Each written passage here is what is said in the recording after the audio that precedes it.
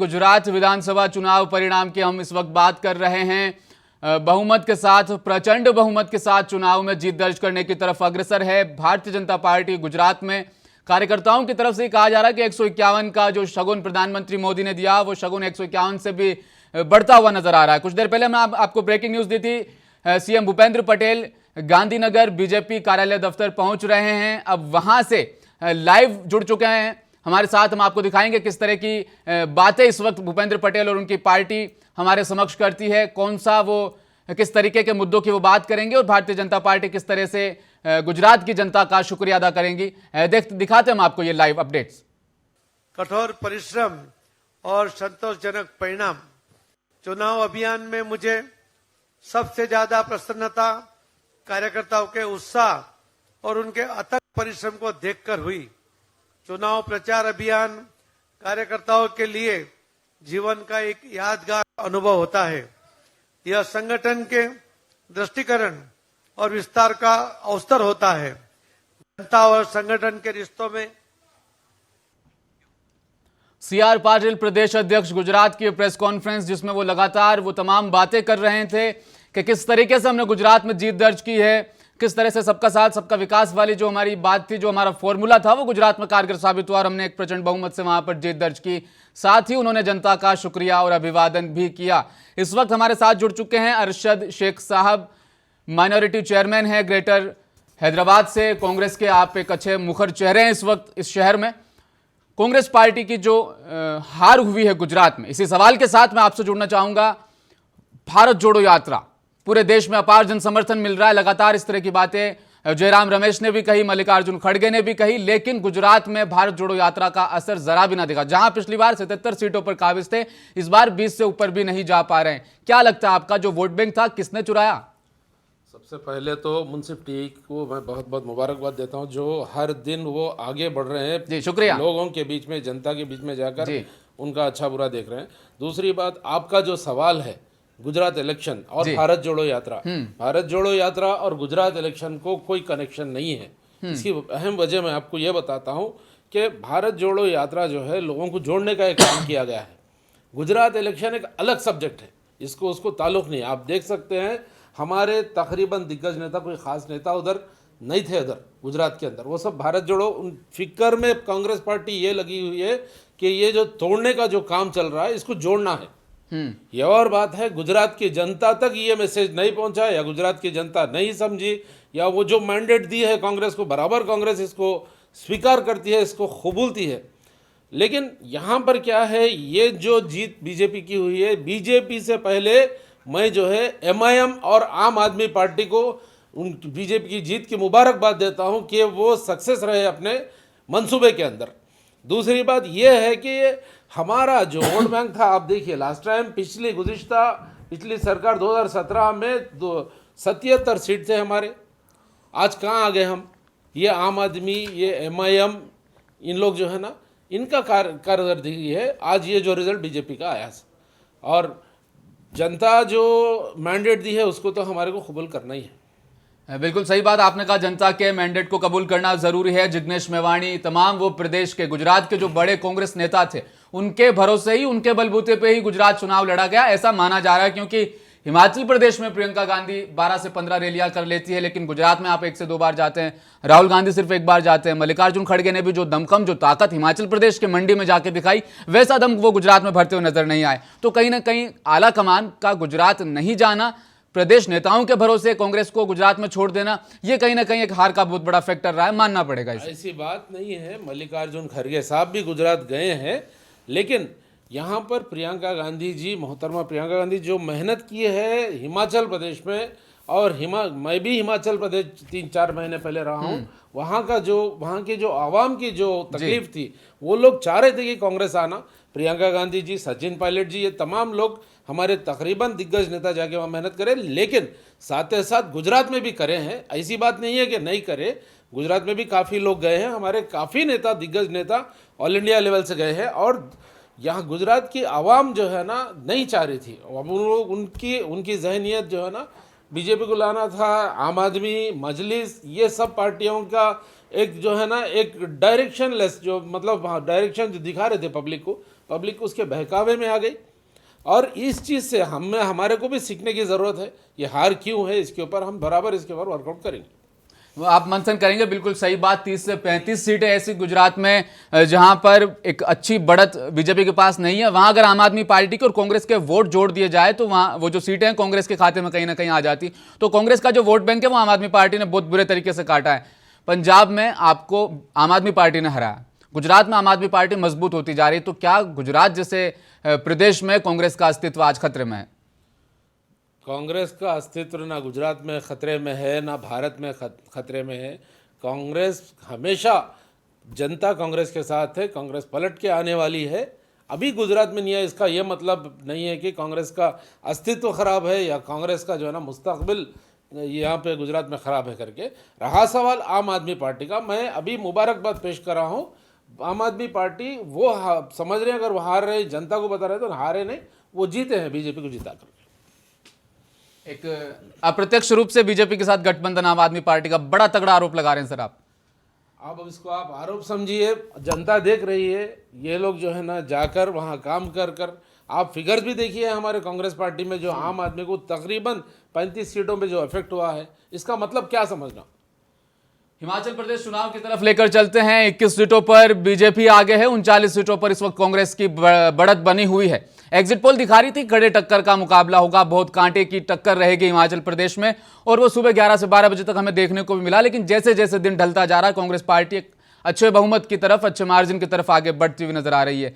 क्या वो वजह रही? हिमाचल में आपका फैक्टर चल गया, वो 5-5 साल वाला खेल जो था वो चला, या वाकई कुछ जो दम भरती थी कांग्रेस पार्टी, जो चाहे वो ओल्ड स्कीम पेंशन की मैं बात करूं, वो जो मुद्दे थे कांग्रेस पार्टी ने जो हिमाचल में उठाए थे, उन मुद्दों के सहारे पर, या फिर वो जो टर्म आना था कांग्रेस का वो आ चुका है? कांग्रेस का टाइम आ चुका है। कल ही जो है एक मीडिया के रिपोर्टर ने मुझे पूछा, एग्जिट पोल पूरे जो है ना हिमाचल में खिलाफ जा रहे हैं, तो आप हिमाचल भी हार रहे हो। तो मैं कल ने बता चुका हूँ वो रिपोर्टर को कि भाई नहीं, हम हार रहे नहीं, हम अच्छी मेजॉरिटी से जीत रहे हैं। लेकिन हमारा आंकड़ा 50 पे बैठने का था हिमाचल में, लेकिन 40 तक आया है। गुज़िश्ता हालिया में मैं हमारे MP all India chairman Imran Pratapgarhi साहब के साथ बैठ के एक मीटिंग किया हूँ हिमाचल प्रदेश के ताल्लुक से। वो भी माने, हमारे गांधी भवन में हमारे सीनियर भी माने थे। हमारे वर्कआउट में 50 आना था, 40 है। लेकिन वहाँ की जो आवाम है, वहाँ की जो जनता है, बीजेपी से बेहद तंग आ चुकी थी। इनके गलत पॉलिसियों से, इनकी जो फाइनेंशियल डिस्टर्बेंसेस जो पूरे भारत को लेकर डूब रही है, वो लोग समझ गए हैं। काश ये समझ थोड़ा अगर गुजरात की भी जनता समझती तो शायद आज रिजल्ट अलग रहता था। राजनीतिक पंडितों का मानना है कि सरकार जो बनेगी हिमाचल प्रदेश में, उसमें बहुत वक्त लग जाएगा। गुजरात में बहुत पहले बन जाएगी, सीएम पद की शपथ ग्रहण भी हो जाएगी, उसके 10 दिन बाद तक हिमाचल में जो है वो सरकार या सीएम पद की शपथ कोई ले नहीं पाएगा, क्योंकि कांग्रेस में अंतर्कलह इस वक्त चल रही है। ऐसा सिर्फ ये समझ, ये सोच, ये सूझबूझ, ये जो है ये सब गलत है। ये कुछ नहीं है ऐसा। कांग्रेस के अंदर अपनी लीडरशिप रीजनल तौर सतह पे है, नेशनल लीडरशिप है। लीडरशिप बात करेगी, नेशनल लीडरशिप बात करेगी, रीजनल लीडरशिप बात करेगी, पर जल्द से जल्द जो है ना वहाँ पर कांग्रेस की सरकार और चीफ मिनिस्टर बन जाएगी। इस बीच एक बड़ी अपडेट हम आपको दे देते हैं। गुजरात में 12 दिसंबर को शपथ ग्रहण समारोह किया जाएगा। भूपेंद्र पटेल गुजरात में सीएम पद की शपथ लेंगे। दोपहर 2 बजे सीएम पद की शपथ लेने जा रहे हैं भूपेंद्र पटेल। एक बार फिर से अमित शाह मौजूद रहेंगे, प्रधानमंत्री नरेंद्र मोदी वहां मौजूद रहेंगे। दोपहर 2 बजे का समय होगा। गुजरात में 33 साल तक सरकार बनने जा रही है, तो 27 साल पूरे करने के बाद अब ये 5 साल का मौका और गुजरात की जनता ने भारतीय जनता पार्टी को दिया है। भूपेंद्र पटेल ने कहा विकास होगा, विकास करते रहेंगे, विकास की जो धारा बह रही इस वक्त गुजरात में वो जारी रहेगी। 33 साल के लिए गुजरात जो है वो बीजेपी के हाथों में जा चुका है इस वक्त। पोरबंदर में कांग्रेस ने हालांकि जीत दर्ज कर ली है। पोरबंदर की वो सीट जो गढ़ मानी जाती थी भारतीय जनता पार्टी की पिछले काफी समय से, पोरबंदर में एक धावा था, एक धाक जमी हुई थी भारतीय जनता पार्टी की, वहां से हार झेलनी पड़ी है बीजेपी उम्मीदवार को। कांग्रेस ने वहां पर जीत दर्ज कर ली है। करंट के जो आंकड़े हैं उनके मुताबिक हम आपको बता दें, फिलहाल अच्छे मार्जिन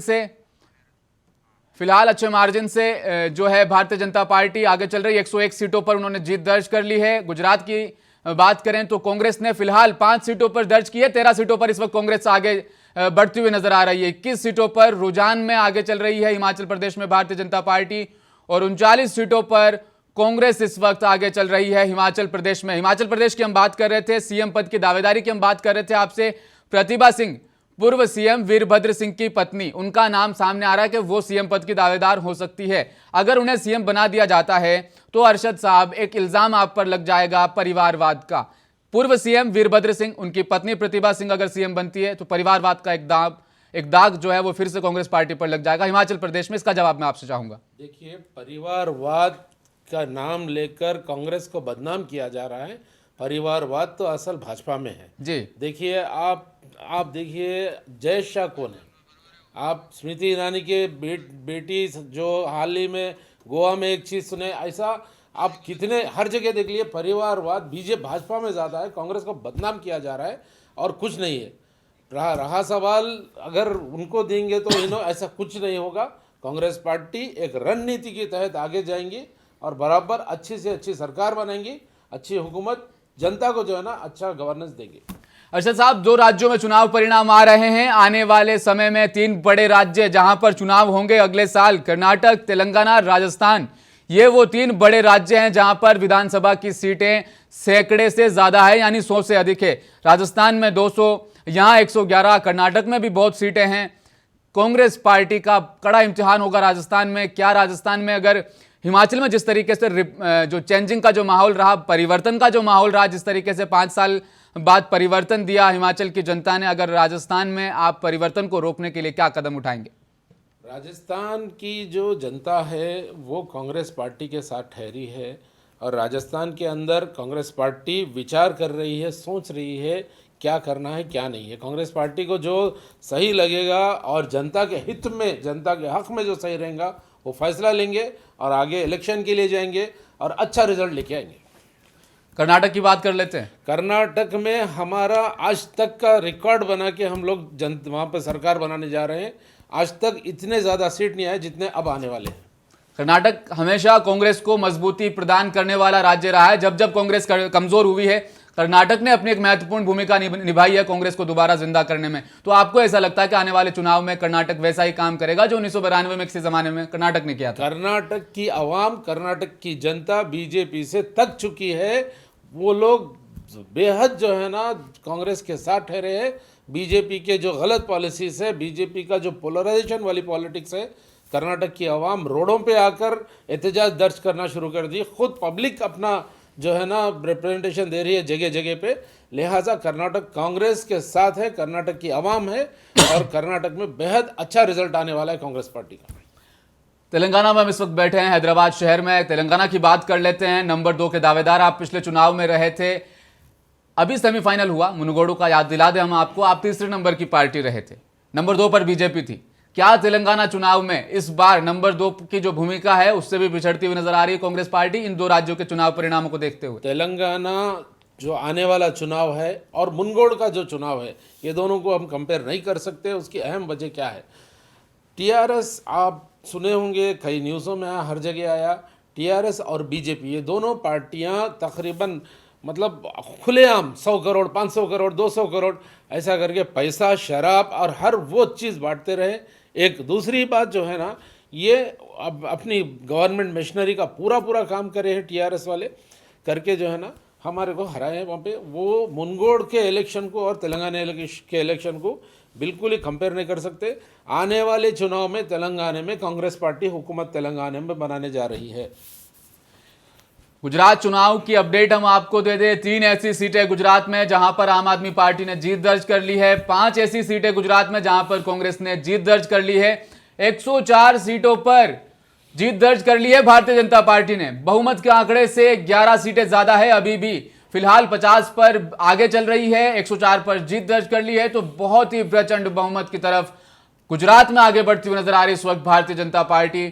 लेकिन जो दांव फंसा हुआ है वो है हिमाचल प्रदेश। हिमाचल प्रदेश में कांग्रेस दम भरती हुई नजर आ रही है। हिमाचल प्रदेश में जो कांटे की टक्कर थी वो खत्म होती दिख रही है और कांग्रेस पार्टी एक अच्छे बहुमत की तरफ आगे बढ़ती हुई नजर आ रही है। लेकिन जो अंतरकलह की हम बात कर रहे थे, आखिर क्यों शिफ्ट करना पड़ रहा है चंडीगढ़?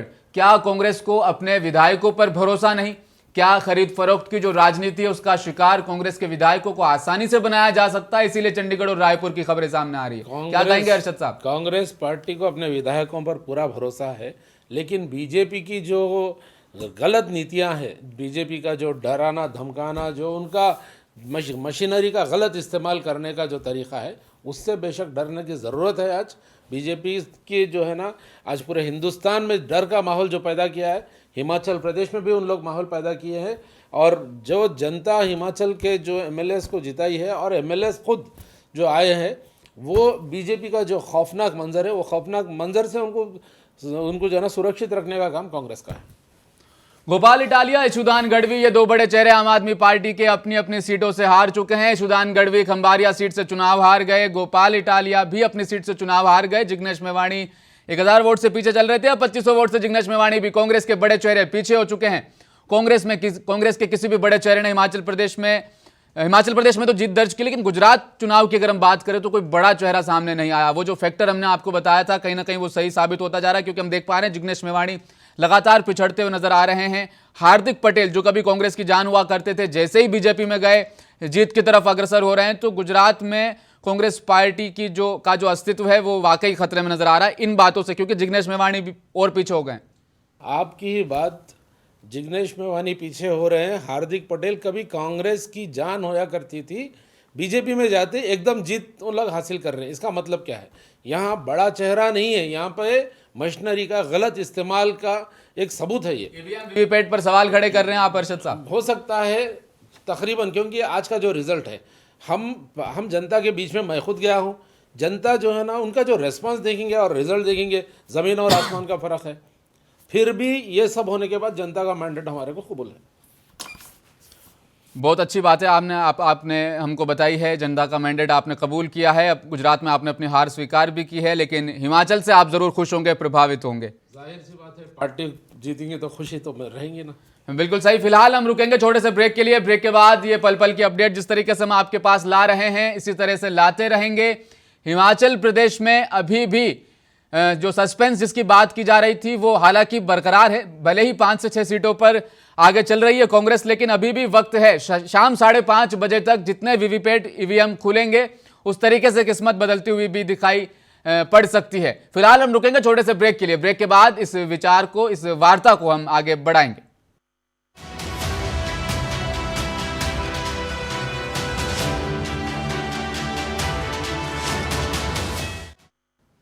ब्रेक के बाद फिर से स्वागत है आपका। बात कर रहे थे हम गुजरात चुनाव और हिमाचल प्रदेश उपचुनाव के परिणामों की। इस बीच 8 वो सीटें 6 राज्यों की, जिनमें विधानसभा और लोकसभा की सीटें भी शामिल है। उपचुनाव के नतीजे आज ही घोषित किए जा रहे हैं। अंतिम दिन यानी 5 दिसंबर को यहां पर मतदान हुए थे।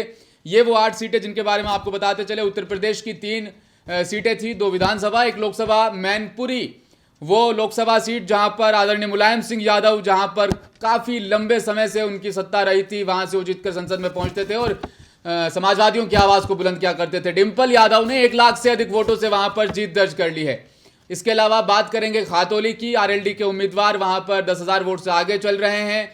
असीम राजा मैनपुरी, ये अपने रामपुर सदर की जो सीट है, रामपुर सदर से असीम राजा इस वक्त आगे चल रहे हैं। समाजवादी पार्टी के साथ गठबंधन है आरएलडी का। समाजवादी पार्टी का एक अलग माहौल इस वक्त उत्तर प्रदेश में बन गया है। गुजरात में जरूर भारतीय जनता पार्टी जीती है, लेकिन उत्तर प्रदेश भी गुजरात का गढ़ माना जाता है। योगी आदित्यनाथ वहां से 2 बार मुख्यमंत्री चुन के आ चुके हैं, लेकिन गुजरात में दाल गल जाती है। लेकिन उत्तर प्रदेश में बीजेपी की कुछ ना चलती समाजवादी पार्टी के सामने। क्या ख्याल है आपके इस पर? वही तो हम बोल रहे हैं, योगी आदित्यनाथ को चाहिए कि पहले उत्तर प्रदेश की जो क्राइम हिस्ट्री उन्होंने बढ़ा रखी है उसको कम करने की ज़रूरत है, ना कि गुजरात में आकर के दीवाने पागलपने की बात करना। सुने आप तो। और एक क्या है, अब गुजरात में बीजेपी ने दर्ज की है, अगर इन लोग जो है ना, इनकी विक्ट्री हुई है, ये जीते हैं, तो हिमाचल प्रदेश में क्यों हारे? ये लोग बोलते हैं मोदी जी का जो है ना एक फंडा है, जो भी है चमत्कार है, तो मोदी जी का चमत्कार हिमाचल प्रदेश में क्यों नहीं दिखा? राजस्थान की हमारी कांग्रेस के अनिल वर्मा जी अब जीत रहे हैं, राजस्थान की सरदार सिटी, वहाँ क्यों नहीं इनका जो है ना बाईपोल में नहीं दिखा उपचुनाव के अंदर? दूसरा कुडनी में क्या हुआ? जेडीयू जीत रही है, कांग्रेस की अलायंस है, रामपुर है, मैपुरी है, खातौली है, ये और फिर एमसीडी इलेक्शन में आपके 250 जो है ना सीट थे, आप हारे हैं, 104 पे आ गए आप। अगर वाकई में मोदी जी का चमत्कार या करिश्मा रहता तो हर जगह जीतना था, खाली गुजरात में क्यों जीते आप? इसका मतलब ये है कि गुजरात में कुछ घोटाला हुआ है। आपकी सरकार है, आपकी सिटिंग मशीनरी है, आप गुजरात में बीजेपी ने घोटाला किया है। अब यही आप रिजल्ट देख लो, राजस्थान में देख लो, आप यूपी में देख लो, आप हिमाचल प्रदेश में देख लो, दिल्ली में देख लो, पूरे हिंदुस्तान में जहाँ दूसरी पार्टियां आती है बीजेपी को नाम और निशान खत्म हो जाता है, वहाँ गुजरात में इतनी मेजॉरिटी से आती क्यों, कैसा आती है? उसका एक ही वजह है, हमारा सीधा सीधा बोलना यह है कि कोई ना कोई इन्होंने घोटाला घपला किया है गुजरात के अंदर। ये जो इतना बड़ा बम्पर मार्जिन इस वक्त दिख रहा है हमें टेलीविजन स्क्रीन पर, बहुत बड़ा मार्जिन जो जीता है, उसमें कुछ ना कुछ राज छुपे हुए हैं, आप ये कहना चाह रहे हैं? बिल्कुल। उपचुनाव जिन 8 सीटों पर हुए उनमें से बीजेपी के खाते में अब तक एक भी सीट नहीं आई है। ये एक बहुत बड़ी अपडेट हम आप तक पहुंचा रहे हैं। सरदारपुर शहर से अनिल वर्मा इस वक्त जीत दर्ज करने वाले हैं। रामपुर सीट से असीम राजा बहुत ज्यादा आगे निकले हैं, वो भी जीत दर्ज करने वाले हैं। मैनपुरी से डिंपल यादव ने 1 लाख वोटों से जीत दर्ज की। बहुत बड़ी कामयाबी समाजवादी पार्टी के लिए, अपनी साख अपनी इज्जत को बचाने के लिए इस वक्त मैनपुरी की वो सीट थी जहां पर डिंपल यादव के साथ प्रगतिशील समाजवादी पार्टी के अखिलेश यादव भी आकर जुड़ गए हैं। प्रगतिशील समाजवादी पार्टी के जो शिवपाल यादव हैं वो अलग चल रहे थे अब तक समाजवादी पार्टी से, तो उत्तर प्रदेश में समाजवादी पार्टी इस चुनाव में जीत के बाद और ज्यादा मजबूत हो जाएगी। तो कहीं ना कहीं भावनाओं की जो धारा है वो जरूर बही है, लेकिन कांग्रेस के साथ क्या भावनाएं जुड़ पाएंगी? भारत जोड़ो यात्रा के बाद राजस्थान में इस वक्त यात्रा चल रही है, राजस्थान में अगले साल चुनाव भी है, कैसी क्या कुछ तैयारी रह रही है इन 2 चुनावों के नतीजे देखने के बाद? अरशद साहब बताएंगे आप। सीधी सीधी बात है, अवाम जनता कांग्रेस पार्टी के साथ है। आज मैं फिर बोल रहा हूँ आपको, 1 2 3 4 5 स्टेटों के अंदर कांग्रेस आती है, गुजरात के अंदर नहीं आती है। इसका मतलब सीधा समझ जाइए आप कि कोई करिश्मा किसी का मोदी वोदी का नहीं है। कांग्रेस पार्टी बिल्कुल भारत जोड़ो यात्रा जहाँ से जा रही है उसका इफेक्ट लोगों को समझ में आ रहा है। ये तोड़ने की सियासत, तोड़ने की राजनीति ख़त्म करके जोड़ना चाहते हैं। कांग्रेस पार्टी जोड़ने में भरोसा करती है, यकीन रखती है, लिहाजा आवाम भी जो है, जनता जो है ना, कांग्रेस पार्टी के साथ जाएगी, आगे चलेगी। आगे चल के लोकसभा जो चुनाव होंगे उसके अंदर भारी बहुमत से कांग्रेस पार्टी पूरे हिंदुस्तान के ऊपर, पूरे भारत में हुकूमत बनाएगी, सरकार बनेगी। हो जाते हुए आपको एक बार फिर से हम अपडेट दे देते हैं। 44 सीटों पर रुझान में बीजेपी आगे है। 113 सीटों पर गुजरात में भारतीय जनता पार्टी ने जीत दर्ज कर ली है। 6 सीटों पर कांग्रेस ने जीत दर्ज कर ली है गुजरात में। 11 सीटों पर अभी भी रुझान में कांग्रेस आगे बढ़ी हुई है। आम आदमी पार्टी ने 3 सीटों पर जीत दर्ज की, 2 पर आगे बढ़ी हुई है। हिमाचल प्रदेश की बात करें, 40 सीटों पर कांग्रेस इस वक्त आगे है। फिलहाल रुकेंगे एक लंबे छोटे ब्रेक के लिए। ब्रेक के बाद हमारे साथ बने रहिएगा, पल पल की अपडेट हम आपको देते रहेंगे। अंतिम समय तक हम आपके साथ बने रहेंगे, आप भी हमारे साथ बने रहिएगा। मुंसिफ टीवी से मैं अब्दुल रहीम लेता हूं आपसे इजाजत।